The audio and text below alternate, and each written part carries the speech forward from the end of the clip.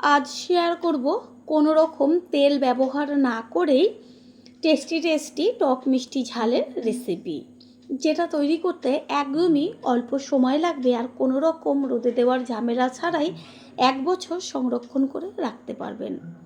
নমস্কার বন্ধুরা, শ্বশুর বোমা রান্নাঘর অ্যান্ড ব্লগ চ্যানেলে সকলকে স্বাগত। তাহলে কি করে তৈরি করব সেটাই দেখে নেওয়া যাক।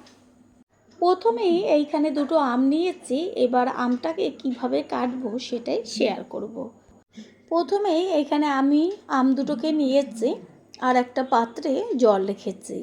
এবার একটা আম নিয়ে তার সামনের মুখের দিকের বোটার অংশটাকে কেটে বাদ দিয়ে দেবো প্রথমে। তারপর সম্পূর্ণ আমের থেকে ভালোভাবে খোসাটাকে একটু ডিপভাবে কেটে নেব।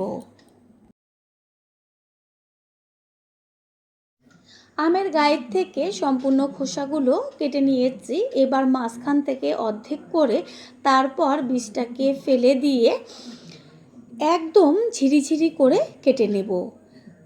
অর্ধেক যে আমটা নিয়েছি তার যে ওপরের দিকটা সেখান থেকে কেটে নিয়েছি 2 টুকরো, আর এই পাশ থেকে আবারও একদম পুরো ঝিরিঝিরি করে সম্পূর্ণ অর্ধেক আমটাকে কেটে নেব।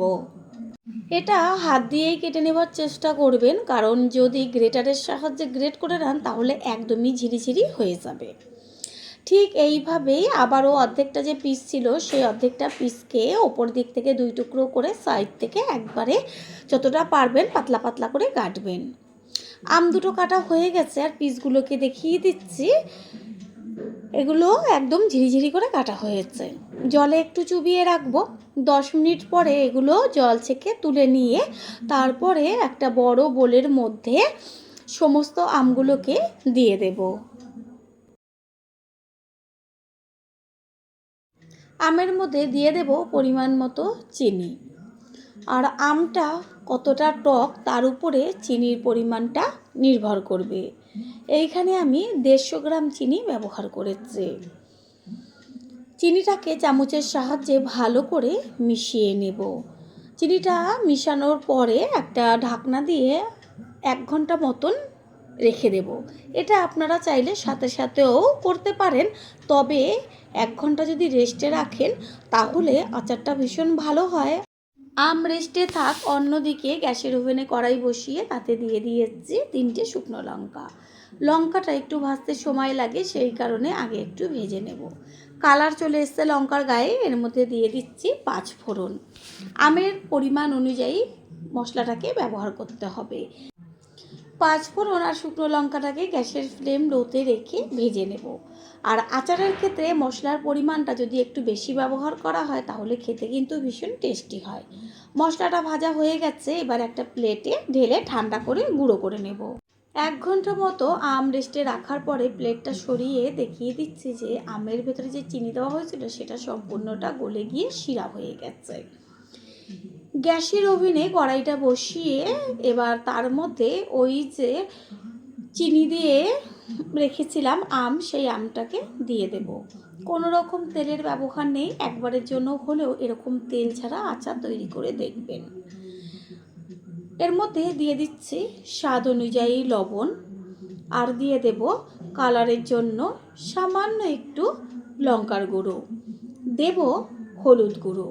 এবার লবণ, হলুদ আর লঙ্কার গুঁড়োটাকে ভালো করে মিশিয়ে নিয়ে গ্যাসের ফ্লেম প্রথমে হাই করে দেব। তারপর যখন টকবক হয়ে ফুটতে শুরু করবে তখন গ্যাসের ফ্লেম লো টু মিডিয়াম করে দিয়ে ঢাকনা চাপা দিয়ে আমটাকে হতে দিতে হবে, যেন ভেতরে ভালোভাবে মিষ্টিটা যায়। শিরাটা টকবক হয়ে ফুটতে শুরু করেছে, গ্যাসের ফ্লেম এবার লোতে রেখে ঢাকনা চাপা দিয়ে দেব। আর আমটা চিনির সাথে মাখানোর সময় তো 1 ঘন্টা পরে একদম নরম হয়ে গেছিলো, আর এখন যখন শিরাতে এটা ফুটতে শুরু করবে তখন কিন্তু বেশ শক্ত শক্ত হয়ে যাবে, গলে যাবে না। এরকমভাবে কিছুক্ষণ হবে। আর পুরনো বন্ধুদের সবসময় আমাদের পাশে এইভাবে ভালোবেসে থেকে এগিয়ে নিয়ে যাবার জন্য অনেক অনেক ভালোবাসা। কিছুক্ষণ বাদে ঢাকনাটা সরিয়ে দিয়ে একটু খুন্তি দিয়ে নেড়ে চেড়ে দিচ্ছি, আর দেখা যাচ্ছে যে আমের কালারটা কত সুন্দরভাবে চেঞ্জ হয়ে গেছে। শিরাটা যত আমের ভেতরে যাবে তত বেশ আমের কালারটা সুন্দর হবে।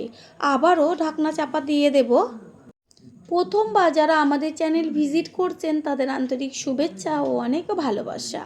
আমাদের রেসিপিগুলো যদি ভালো লেগে থাকে সাবস্ক্রাইব করে দেওয়ার অনুরোধ রইল ও পাশে থাকা বেল আইকনে ক্লিক করলে পরবর্তী ভিডিওগুলো সবার আগে আপনাদের কাছে পৌঁছে যাবে। কড়াইয়ের ঢাকনাটা সরিয়ে দিয়েছি আর যে শিরাটা সেটা কিন্তু ঘন হতে শুরু করেছে।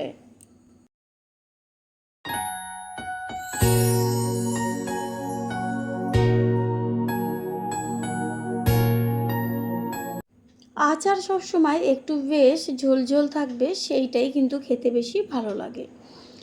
এই পর্যায়ে এর মধ্যে দিয়ে দিচ্ছি যে মশলাটা প্রথমে ভেজে ঠান্ডা করে নিয়েছিলাম, সেই মশলার গুঁড়োটা।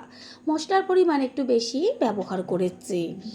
মশলাটাকে ভালোভাবে আচারের সাথে মিশিয়ে নেব।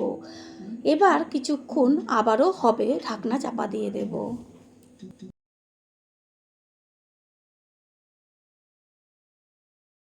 3-4 মিনিট বাদে ফিরে এসে কড়াইয়ের ঢাকনাটা সরিয়ে দিয়ে আচারটাকে দেখিয়ে দিচ্ছি যে পাতলা যে চিনির শিরাটা ছিল সেটা একদম ঘন হয়ে গেছে আর আমের মধ্যে সম্পূর্ণ মিষ্টিটা টেনে গেছে।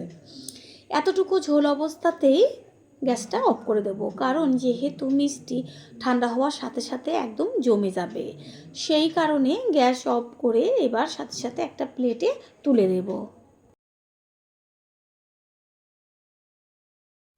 তৈরি হয়ে গেল আজকে কোনো রকম তেল ছাড়া আমের আচার। আশা করি রেসিপিটি ভালো লাগলো, আর যদি ভালো লেগে থাকে একটা লাইক, কমেন্ট, পারলে একটা শেয়ার করে অবশ্যই জানাবেন। আপনাদের দেওয়া একটা লাইক ও লাইকের পাশে থাকা হাইপ আর একটা শেয়ার আমাদের কাছে অনেক অনেক গুরুত্বপূর্ণ। All friend, thanks for watching my video. আপনারা সকলে ভালো থাকবেন, সুস্থ থাকবেন। আবারও দেখা হবে অন্য কোনো রেসিপির এপিসোডে।